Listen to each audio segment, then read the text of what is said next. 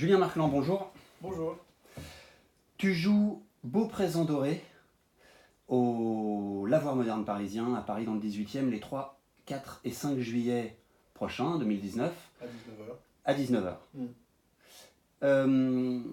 Les gens qui vont aller voir ce spectacle, à quoi vont-ils assister?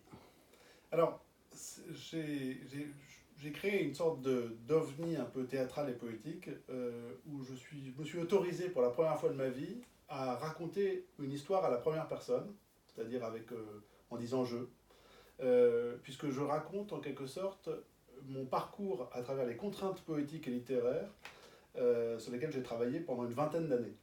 Pendant 20 ans, j'ai travaillé sur des contraintes, et en particulier des contraintes oulipiennes, mais des contraintes donc dérivées de l'Oulipo, qui est l'ouvroir de littérature potentielle, qui a été créé par Queneau, Pérec, etc.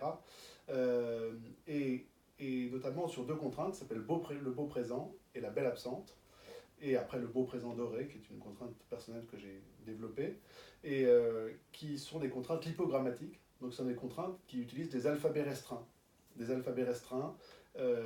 Et donc j'ai écrit pour chaque personne, chaque modèle en quelque sorte, chaque muse, chaque ami, des poèmes qui leur sont dédiés, parfois des poèmes qui sont dédiés aussi à des lieux, à des objets aussi, et qui utilisent uniquement la langue des personnes, en quelque sorte la langue des personnes, c'est-à-dire l'alphabet du nom et du prénom de la personne, uniquement les lettres composant leur nom et leur prénom. Voilà, donc ça consiste à se priver de certaines lettres. Voilà, et donc ça crée une sorte de logique du manque, en fait, une logique du manque, de l'absence, etc., où finalement on ne sait plus si, au vu des textes, si ce qui manque c'est des lettres ou c'est l'être lui-même. Voilà, il y a cette ambiguïté qui se crée et qui fait que ces contraintes sont porteuses d'une esthétique aussi et d'une beauté aussi philosophique qui moi, me plaît et que j'ai envie de transmettre. Mais l'idée de ce spectacle, c'était avant tout de présenter aussi les échafaudages, c'est-à-dire de faire entrer les gens dans l'atelier poétique, et de leur montrer mes codes de composition, les codes d'écriture, etc., pour qu'ils visualisent vraiment les contraintes que j'utilise, et je donne plein d'exemples après qu'ils peuvent apprécier à leur juste valeur, d'autant plus qu'ils ont les codes qui apparaissent pour eux, les alphabets restreints notamment, qui apparaissent pour eux.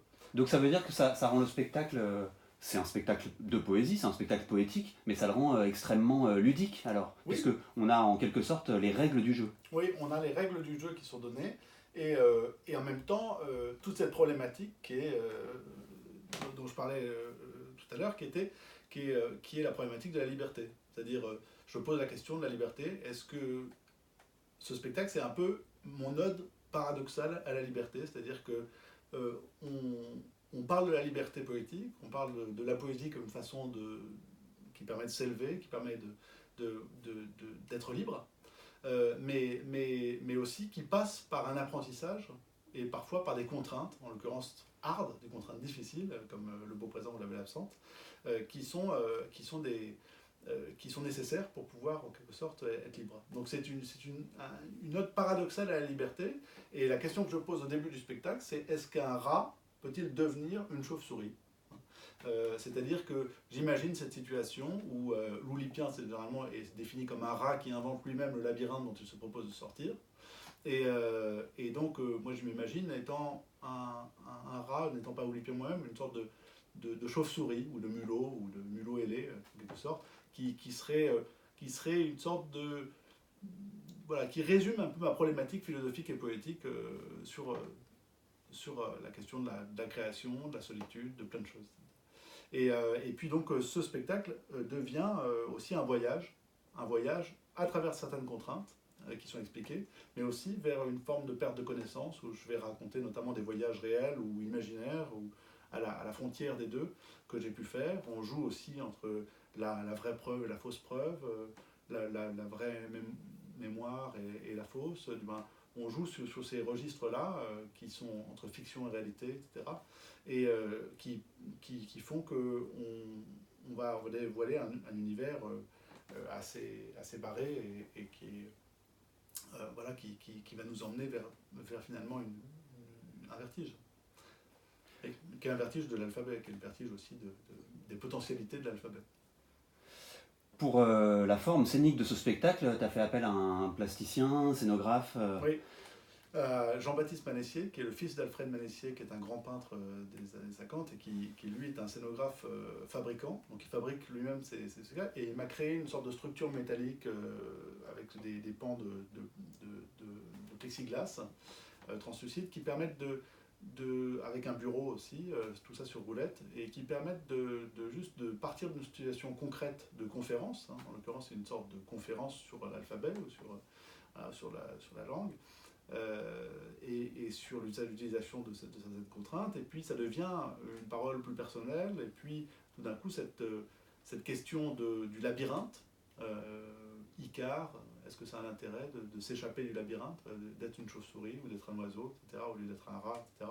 Est-ce qu'il ne vaut pas mieux rester dans la caverne, etc. Toutes ces problématiques que je développe et dont les contraintes sont des métaphores en quelque sorte, actives, elles vont s'exprimer aussi sur le plateau dans la scénographie par des panneaux qui vont se déployer progressivement en montrant aussi les codes, donnant à voir les codes au public. Donc il va pouvoir jouer avec moi, et voir dans la langue de certains des poèmes que je vais pouvoir dire, etc., ce qui manque, ce qui est là, ce qui n'est pas là, etc.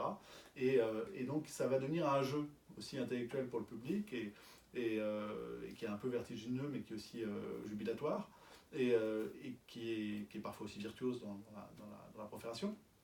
Et donc le décor va se déployer progressivement, et le narrateur va être en quelque sorte finalement pris progressivement dans un labyrinthe qui va devenir physique, celui-là, avec ces 3 panneaux sur roulette qui vont se déployer et qui vont finalement rendre concret cette situation d'enfermement. Ouais, qui se déplace, qui se déploie, qui se resserre. C'est comme si l'espace respirait autour du poète. Oui. C'est très beau. Oui.